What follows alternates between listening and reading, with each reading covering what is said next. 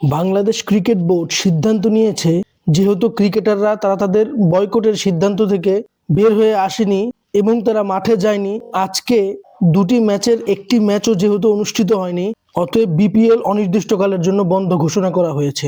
ফলাফলে ক্ষতি কাদের হলো?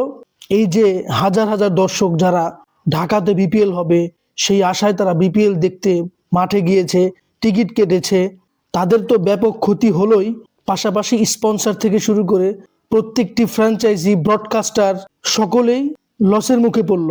এবং এই বিপিএল যদি না হয়, যে সমস্ত ক্রিকেটাররা এই বয়কটের ডাক দিয়েছে তাদেরই তো ক্ষতি হবে, তারাই তো তাদের পারিশ্রমিক থেকে বঞ্চিত হবে।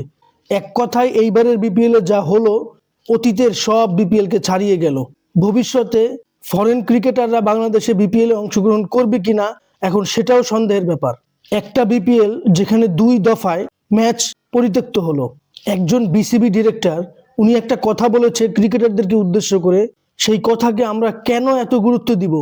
এই গুরুত্বগুলো যদি আমরা মাঠে ক্রিকেটে দিতাম তাহলে তো আমাদের ক্রিকেটের উন্নতি হতো, খেলার উন্নতি হতো, আমাদের মূল্যায়ন হতো। সেটা না করে আমরা যা করলাম এটা খুবই নিন্দনীয়, লজ্জাজনক। আর নিঃসন্দেহে এটার জন্য অনেক ভোগান্তি পোহাতে হবে আমাদের এই ক্রিকেটারদেরকেই। এ নিয়ে আপনাদের কোনো মতামত থাকলে অবশ্যই আমার সাথে শেয়ার করবেন। ভিডিওটি ভালো লাগলে লাইক, কমেন্ট, শেয়ার, সাবস্ক্রাইব করবেন। ধন্যবাদ।